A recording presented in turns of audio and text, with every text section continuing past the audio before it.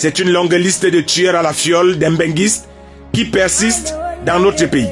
Le poison a remplacé le poisson dans les plats et les glaçons dans les verres. Les aigris se baladent désormais avec, comme on dit chez nous, la ratachop d'ail dans leur poche. Les mbenguistes qu'on était censés raccompagner à l'aéroport sont conduits à l'aéromorgue. Ils nous ont pourtant farotés en euros. Nous sommes devenus, nous les sans-boulot, leurs bourreaux. Ils nous ont permis de nous coucher sur des fauteuils en cuir. Nous avons décidé de les faire dormir dans les cercueils. Ils nous ont offert des parfums et ils sont devenus nos défunts. Ils nous ont fait goûter au caviar. Nous leur avons montré l'intérieur des corbillards.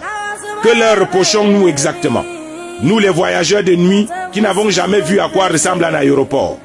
Nous qui voyageons toujours dans les airs sans jamais prendre l'hélicoptère. Toujours en train de se plaindre mais sans nous pendre définitivement. La terre commence vraiment à être pleine de païens qui ont des comportements de gamins, on dirait des descendants de Caïn.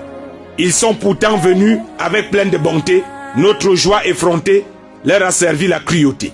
Il est peut-être temps que dans les mariages, que les seuls invités soient les couples mariés officiellement. Les gens qui font semblant d'applaudir les mariés avec leurs faux youyou doivent désormais laisser. Continuez à gérer vos frustrations avec le viens m'aider à rester et à m'aider de mes voisins de 12 ans sans bénéfice. Les mbenguistes, vous aussi, notamment les filles, arrêtez de marcher avec des copines du pays qui boivent le kitoko et qui ont poussé l'ambition de regarder Novelas dans une télé à tube. Dans les chambres parfois sans courant, enceintes de leur 7e enfant, dont le nom du père n'est pas encore officiellement connu. Des gens qui passent le temps à commenter les richesses des autres et dire qu'elles sont conjuguées au passé compliqué et au présent qui n'est pas simple.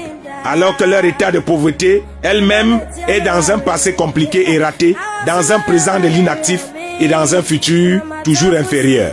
La jalousie en Afrique est devenue une filière qu'on étudie à l'université des bras croisés, à l'école qu'on qualifierait d'anormale, des partisans du moindre effort, et à la faculté des joueurs de Ndjangi et de Bali Bali, et des filles du Ndjangsan qui ont du mal à s'acheter même les feralgans.